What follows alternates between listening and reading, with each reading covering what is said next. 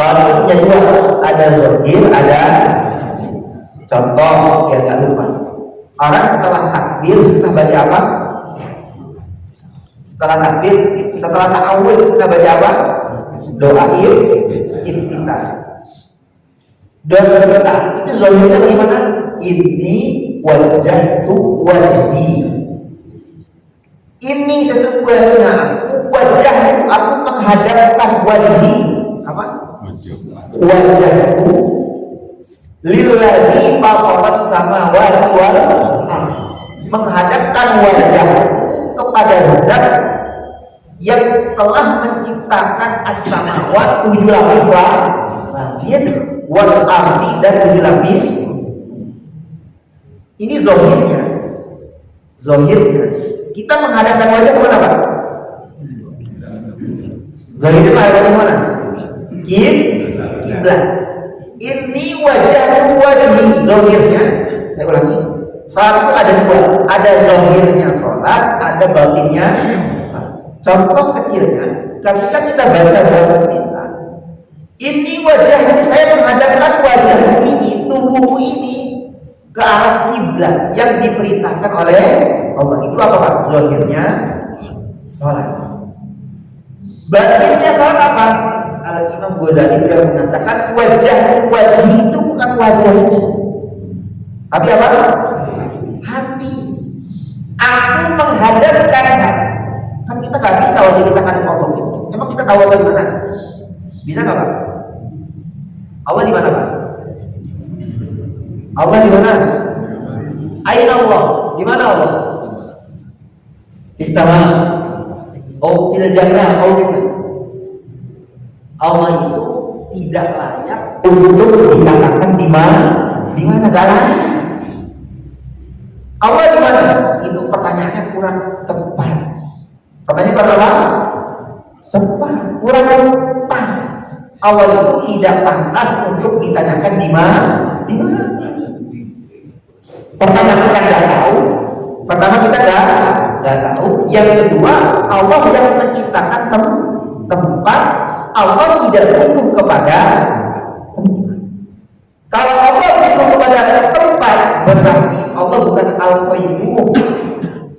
Allah la ilaha illa huwal hayyul qayyum.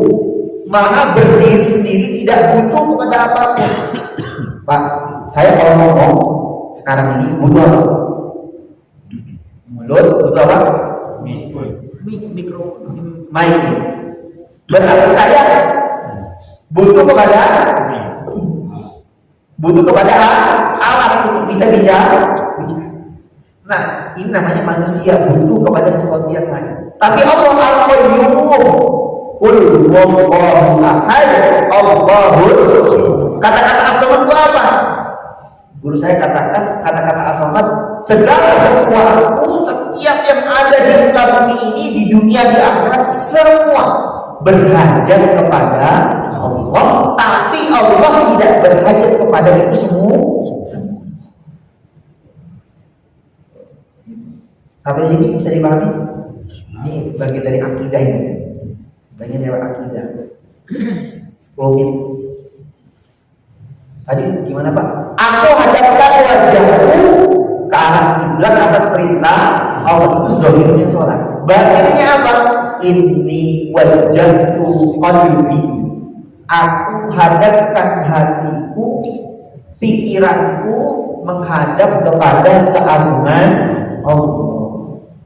Makanya ketika takbir, ketika mulai sholat yang diucapkan apa? Allahu Akbar. Ini Allahu Akbar zahirnya sholat Pak, Bu. Allahu Akbar zahirnya bisa terdengar. Tapi mak batinnya takbir itu apa? Batinnya takbir apa? Dalam hati kita, betul bersama. Ini saya jelaskan lebih gabung. Dalam hati kita tidak ada yang lebih besar melebihi Allah. Misalnya Pak, ini Pak DKM ngomong, nanti lepas subuh, insya Allah ada Pak Presiden mau kunjungan ke Masjid Al-Ikhlas, mau ngasih donasi kepada setiap jamaah minimal 100 juta.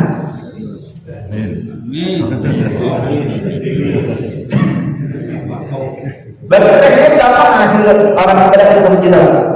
Mudah nggak bagi dia? Datang kapan aja bisa nggak? Kalau ada ADKM ngomong kayak gitu, tengah-tengah ngaji, bapak ingat ngaji apa ingat presiden? Ingat presiden. Jam berapa ya? Oh, hari. Kenapa? Karena dalam hati itu udah penuh kebesaran presiden, kebesaran uang 100 juta. Nah, ketika kita takdir Allahu Akbar, kau ingat anak, kau ingat istri, kau ingat suami, kau ingat dagangan, kau ingat utang, kau ingat cicilan, ketahui Pak, sampai Pak. Ingat tetangga, ingat jemuran, ingat masakan. Berarti dalam hati kita ada sesuatu yang lebih besar melebihi. Bahaya nggak Pak? Bahaya nggak Pak? Ini kalau di posisi nangis gitu. Saya kalau Allahu Akbar, masuk ini kebesaran dalam hati. Kemudian ingat motor, nangis langsung. Ya Allah, betapa lemahnya sih. Hina banget hati ini. Kalau ada yang lebih besar melebihi, ini kita depan Allah ini sedang sholat. Tapi yang dilihat malah motor, mobil, bisnis, usaha, anak, sebagainya. Ayo, udah berapa ribu rakaat kita kerjakan? Udah berapa kali sujud kita sujud? Pernah nggak kita takbir ketika Allah benar-benar lepas? Nggak ada. Ketika kita sholat, betul-betul kita menghadap Allah perasaan kita. Ini saya kan alhamdulillah pernah beberapa kali suluk thariqah. Saya tuh menggambarkan kalau khusyuk itu sebelum ikut thariqah agak berat. Gimana ya? Kita menghadapkan diri kita yang di dunia ini kan kita punya jasa di dunia. Ini menghadapkan diri kepada Allah itu gimana bingung menurut saya.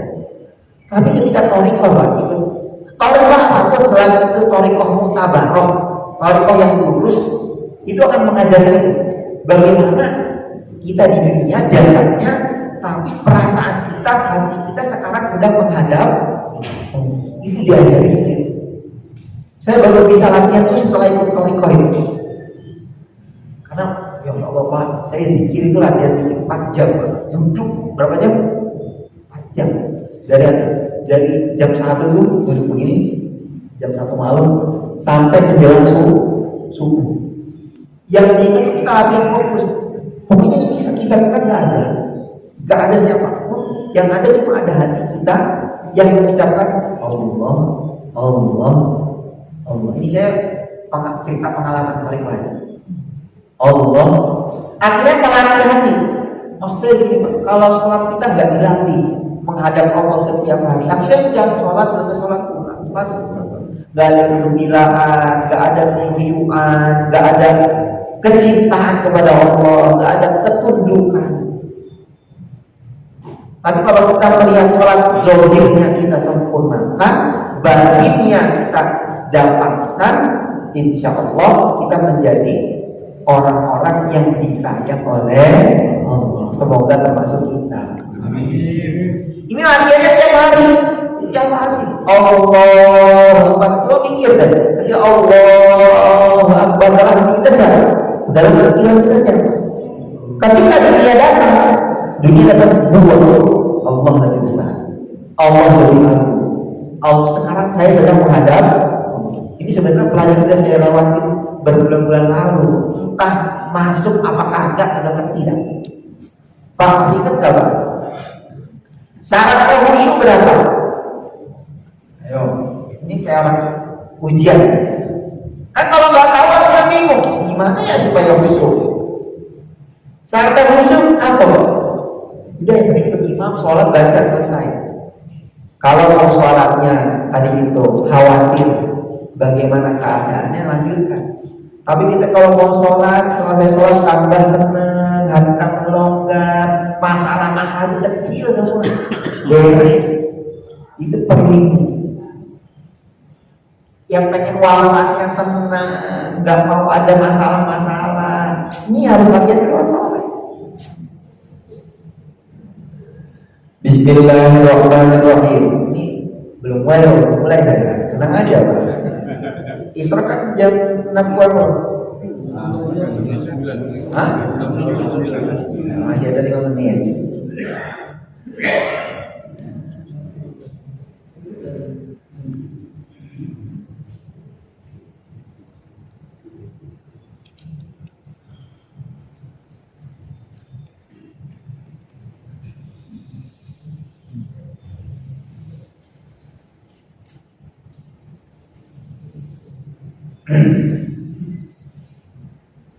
Sumakul ba'dal firaq.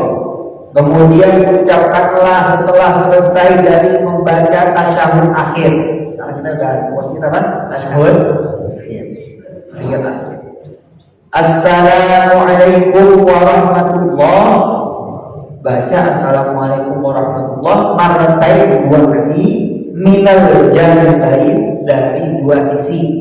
Sisi kanan 1, sisi kiri 1. Ini saya akan bahas akhirnya, saya akan bahas bagi wal kafir dan menengoklah bihaitsu yara bayar bihaitsu yura sekiranya terlihat bayar khaddaika putihnya kedua pipi menjadi berbeda dari sisi engkau. Jadi orang salam itu sempurnanya salam Assalamualaikum. Jadi yang gerak itu leher sampai dari belakang orang lihat pipi kita. Jadi bukan Assalamualaikum. Assalamualaikum. Jadi betul-betul nengok ke kanan sampai pipi kita terlihat sama orang belakang. Kemudian yang harus diperhatikan ketika salam, kadang ada orang terlalu Assalamualaikum sampai apa? Dadanya apa? Ini bahaya. Kenapa saya katakan bahaya? Karena ketika orang mengucapkan salam yang pertama, belum salam, Assalamualaikum, kan bacaan salam itu minimal Assalamualaikum sampai yang terakhir. Ketika belum selesai Assalamualaikum, baru nengok suatu batal. Kenapa? Karena kita disunahkan tubuh kita, terutama bagian mana dada ini menghadap ke kiblat. Nah, sholat belum selesai, dadanya sudah miring, sudah berpaling dari kiblat. Pernah lihat nggak beberapa orang salam terlalu nengok ini? Balik sampai mana? Sampai dadanya ini dada. Kalau kepala itu nggak masalah. Orang nengok sampai kepala ke belakang nggak masalah. Tapi kalau dada ini udah apa? Keluar dari kiblat, berarti dia telah memalingkan tubuhnya dari kiblat dan itu merupakan rukun dari sholat. Assalamualaikum. Jadi memang patokannya sempurnanya salam sampai pipi terlihat. Cuma jangan sampai tasyadud terlalu sampai sebelum selesai salam baru enggak badan sudah dada udah miring dari kiblat. Nah ini bisa membatalkan. Udah ulang lagi sholatnya dari awal. Capek nggak Pak? Dan saya kemarin beberapa hari sholat di Al-Azhar, sholat di Masjid Al-Azhar. Selesai sholat sunnah di belakang ada orang sholat.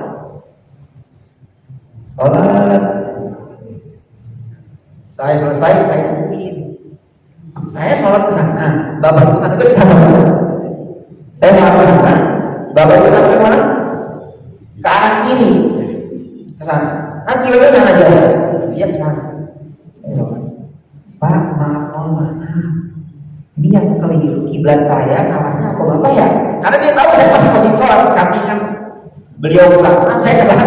Ini yang keliru. Saya apa? Tolong kasih tahu saya Pak. Karena saya udah tahu. Beliau yang bentar tak lihat gitu. Oh, emasnya bener. Saya ke sana, keliru.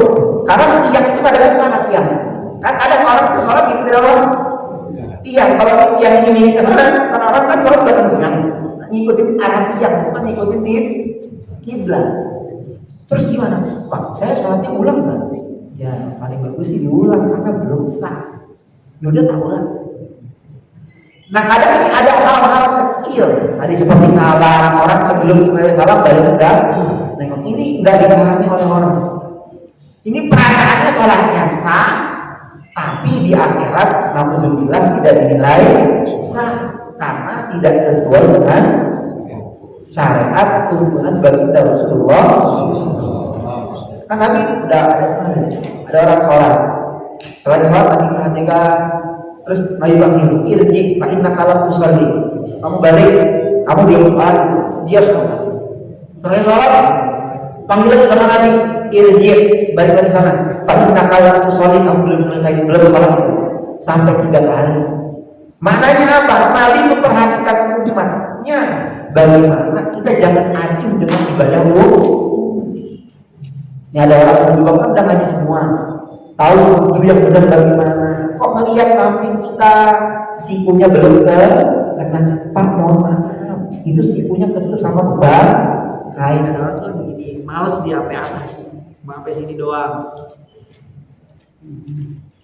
Tanpa harus menjaga, tanpa harus merasa lebih baik. Sampaikan dengan hikmah. Saya tadi menyampaikan, Pak, itu ibadah keliru, Pak, Bapak sholatnya kagak sah, ulangi. Kira-kira orang itu mana nggak? Saya ngomong, Pak, ini yang ibadah keliru saya atau Bapak ya? Tolong yakin dong. Bilangin saya yakin sama Bapak, supaya Bapak langsung iya. Padahal saya udah tahu. Kadang kita menyampaikan sesuatu jangan harus benar-benar kebenaran harus sampaikan. Ada hikmah, ada bentuk yang harus kita sampaikan. Kita harus lihat ini orang bagaimana. Kalau ngomongnya sama santri sendiri langsung, naik sholat sih bener loh, itu ngomong sama santri sendiri. Tapi kalau ngomong sama yang nggak kita kenal, kita nggak tahu orangnya bagaimana, harus ada hikmah. Kemudian salam ke kanan, bahkan salamnya dimulai dari menghadap kiblat. Assalam, bukan assalam. Dari mulai menghadap kiblat. Assalamualaikum warahmatullahi wabarakatuh. Balik lagi ke mana? Ke depan. Bukan assalamualaikum. Nah, ini keliru. Yang paling tepat mengucapkan salam dimulai dari menghadap kiblat. Assalamualaikum warahmatullahi. Balik dulu kepalanya. Baru yang salam kedua kita menghadap kiblat. Assalamualaikum warahmatullahi. Yang paling utama ada jeda balik ke sini. Dibalik assalamualaikum. Enggak simpel itu maknanya.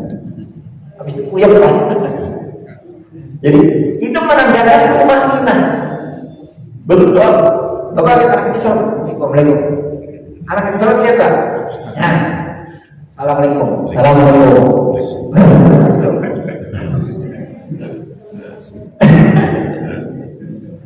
Kalau kamu aja begini. Jadi benar-benar beri salam mulai dari menghadap kiblat ke kanan, balik dulu, baru salam yang kedua. Assalamualaikum warahmatullahi. Ini zahirnya salam. Apa? Zahirnya. Batinnya salam itu apa? Ini harus kita tahu supaya kita salatnya khusyuk. Bukan pasal assalamualaikum, selesai sholat bisa jadi jualan lagi. Selesai sholat bisa nongkrong lagi. Selesai sholat bisa jadi lagi. Kalau kita memahami esensi salam, kita sampai selesai sholat tuh hatinya ngomong. Bagaimana?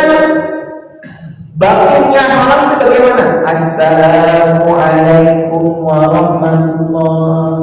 Dalam kitab-kitab tinggi itu disampaikan di ayat Al-Qalibin, disampaikan ketika kita salam dalam hati kita mendoakan seluruh orang-orang beriman,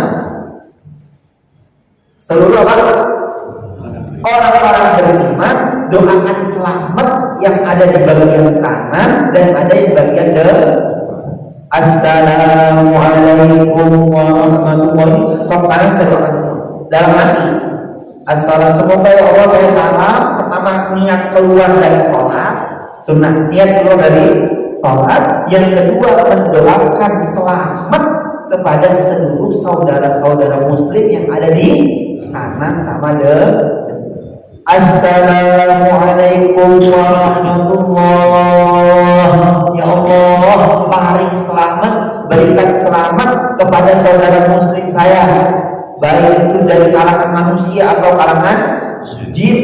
yang ada di bagaimana? Kiri dan belakang. Akhirnya kita salam dapat pahala doakan seluruh orang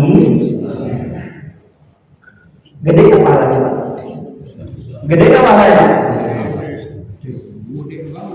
Gak itu. Ditambah lagi kalau kita doakan orang yang selamat, yang duluan selamat siapa? Kita. Kalau kita doakan kaya, kamu kalau dagang supaya daganganmu laku, kaya, sukses, itu pertama kali amin itu balik ke kita. Sebelum dia kaya, sebelum dia sukses, kita duluan. Maka jangan pernah dari orang doa dulu. Sejelek apapun orang jangan dari dulu, nggak ada bentuknya dulu. Gak ada untungnya. Moga miskin begitu sana. Moga orang. Jangan. Kita kalau jadi orang Arab, alhamdulillah, doanya boleh kemana? Kita tidak malah. Karena doa akan dulu itu gak ada baik. Gak ada baik. Maka ini namanya batinnya salam. Salam disertai doa. Gimana Pak? Siap mengamalkan? Jadi kita nih, kalau kita dari selamat udah, kita nggak ada urusan sama orang, kita dari baik sama yang ada di kanan kita. Jadi selesai salat, hati kita tuh disatukan sama Allah. Kenapa sih kita sholat sama kanan kita di samping, kita masih kesel. Kiri kita nggak ada doa ini ya. Hati kita gendel-gendel, mau kesel. Lah gimana selesai sholat dari pahala? Fawailul lil puluhan tahun sholat yang dapat itu kesel. Puluhan tahun sholat yang dapat kening doang tetap. Hatinya juga ikut itu. Terus aja sujud. Kalau nggak mau ikutin ini terus aja. Makin hitam keningnya makin hitam hati. Karena yang diperhatiin cuma bungkusnya doang, dalamnya nggak diperhatiin. Orang kalau dimakan betul emang yang di awal lihat packaging. Kalau packagingnya bagus dari emas, dalamnya bentuknya rasanya nggak karu-karuan. Kira-kira mau beli nggak? Rasanya asli kok, nggak ada manisnya, nggak ada bumbunya. Mau beli nggak bakal? Nggak bakal beli. Cukup sekali. Mau sebagus apapun packaging, tapi isinya jelek. Inilah sholat kita yang belum kita perbaiki. Mau sebagus apapun zohirnya sholat yang benar begini, khusyuk, barisan rapi segala macam, tapi kita nggak perhatikan bagiannya sholat. Ya udah habis sholat biasa, nggak ada gembira, nggak ada senang. Kemudian saya tutup hari ini dengan salah satu kisahnya orang yang sholat khusyuk itu bagaimana? Boleh nggak Pak? Boleh nggak? Lewat sana ini. Tapi kalau kamu nggak lewat dah. Maaf ya ditutup kan? Apa? Ya ditutup. Enggak, jawab. Tergantung jawab. Boleh nggak saya ceritakan? Apa namanya? Jadi tanya dulu, izin apa ya? Jadi ceritanya orang sholat khusyuk itu bagaimana? Di sini diceritakan. Hikayat wa akhbar sholat al-khasyi'in wa radhiyallahu anhu. Suatu ketika ada seorang sahabat radhiyallahu anhu, beliau sholat di suatu masjid.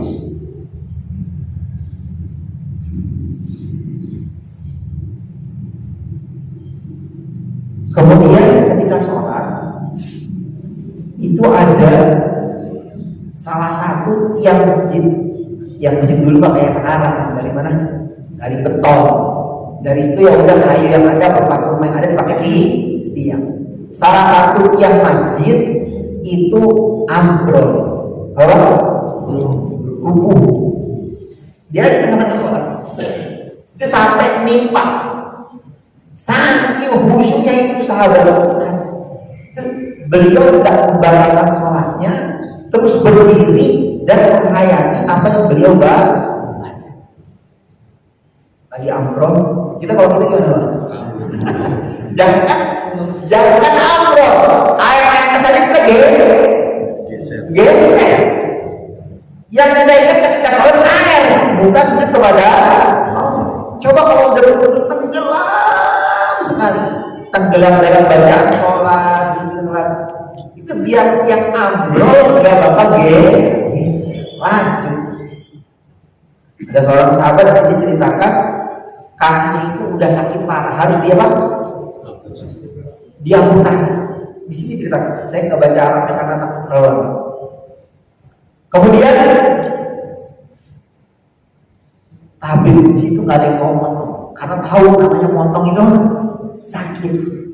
Akhirnya sahabat bilang, potong kaki saya waktu saya sedang sholat. Kenapa? Kalau saya lagi sholat tuh dunia itu nggak ada. Maka ketika saya lagi sholat tuh saya udah nggak merasakan sakit. Hati pikiran itu kalau mana? Ini terlepas dari pembahasan darahnya gimana. Terlepas dari itu kita fokusnya kepada orang khusyuk di dalam. Potong kaki saya ketika sholat. Saya udah lihat juga ada orang sedang menjaga kemudian terpanah dicabut ketika ini gambaran orang yang sholat itu udah gak ingat apa-apa kecuali diri dia dengan Allah. Maka kita latihan sholat kita perbaiki zahirnya. Zahir itu apa? Rukunnya, sunnah-sunnahnya disempurnakan. Itu zahir. Perbaiki juga batinnya. Ini batinnya harus belajar panjang. Saya udah sampaikan beberapa tadi. Salam itu batinnya bagaimana, kemudian tahiyat itu batinnya bagaimana. Semoga Allah meridai kita salat yang diridai oleh Allah Subhanahu wa taala. Oke, sampai sini ada yang ingin